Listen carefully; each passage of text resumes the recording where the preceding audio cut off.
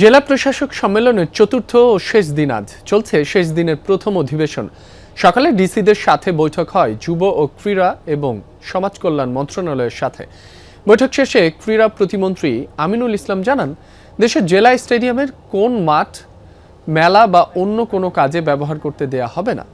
একই সাথে মাঠ পর্যায়ে প্রতিভাবান খেলোয়াড় তৈরিতে জেলা স্টেডিয়াম এবং সুইমিং পুলকে সংস্কার করার কথাও জানান তিনি।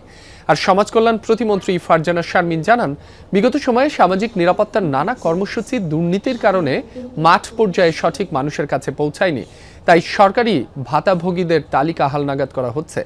এ লক্ষ্যে কমিটি গঠন করেছে সরকার। বিগত সময় অনেক সময় দেখেছি যে পারমিশন দেওয়া হয়েছে মেলা করার জন্য, বাট আমি দায়িত্ব নেওয়ার পরে এখন পর্যন্ত কোনো মেলা উদযাপন করার জন্য কোনো দায়িত্ব বা কোনো পারমিশন দেওয়া হয়নি, এবং ভবিষ্যতেও স্টেডিয়ামকে ব্যবহার করে কেউ মেলার জন্য ব্যবহার করবে সেই সুযোগটি আমরা দিব না। বিগত সময়গুলোতে এগুলো ম্যাক্সিমাম বেনিফিটগুলোকে তসরুফ করা হয়েছে। এই জায়গাটাতে আমরা তাদেরকে একটু সতর্ক করার চেষ্টা করেছি যে আপনাদের মধ্যম দিয়ে যেন এই ধরনের কর্মকাণ্ডকে কোনোভাবেই কেউ যেন প্রায়োরিটাইজ করতে না পারে। এ বিষয়ে আরো জানাতে ওসমানী স্মৃতি মিলনায়তনে আছেন সহকর্মী আরিফুর রহমান সবুজ। ডিসি সম্মেলনে আজকের দিনের কর্মসূচি সম্পর্কে বিস্তারিত জানাবেন আমাদের।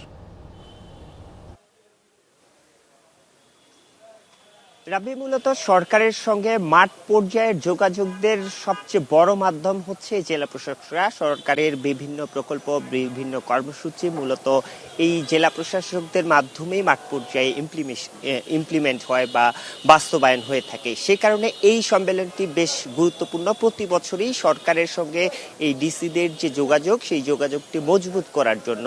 এবং এইবারের যে সম্মেলনটি, এই সম্মেলনটি 4 দিনের সম্মেলনটি আজকে শেষ দিনের প্রথম যে অধিবেশন, সেই প্রথম অধিবেশনের 2টি মন্ত্রণালয়ের সঙ্গে মূলত বৈঠক শেষ হয়েছে এর মধ্যেই, এবং দ্বিতীয় যে অধিবেশনটি মূলত সেটি এর মধ্যে শুরু হয়েছে পরিবেশ ও বন মন্ত্রণালয় এবং পার্বত্য চট্টগ্রাম মন্ত্রণালয়। এই 2টি মন্ত্রণালয়ের পরে একটি বিরতি রয়েছে। এই বিরতির পরে মূলত স্বরাষ্ট্র এবং জনপ্রশাসন মন্ত্রণালয়ের সঙ্গে বৈঠক রয়েছে। অর্থাৎ আজকে যে শেষ দিনে 7টি মন্ত্রণালয়ের সঙ্গে মূলত বৈঠক হবে, এবং এর পরে মূলত দুপুরের পরে, লাঞ্চের পরে যে অধিবেশনটি, সেই অধিবেশনটিতে মূলত জেলা জনপ্রশাসন সংক্রান্ত, অর্থাৎ যেহেতু জনপ্রশাসন মন্ত্রণালয় এই যে ডিসি মাঠ পর্যায়ে যারা কাজ করেন কর্মকর্তারা সরকারের, তাদের মূলত এই জনপ্রশাসন মন্ত্রণালয়ে দেখে থাকেন, তাদের সঙ্গে এক ধরনের তাদের করণীয় কর্মসূচি এই সব কিছু মিলেই একটি ব্রিফিং রয়েছে। জনপ্রশাসনের পক্ষ থেকে মাঠ পর্যায়ের কর্মকর্তাদের ব্রিফিংটি দেয়া হবে।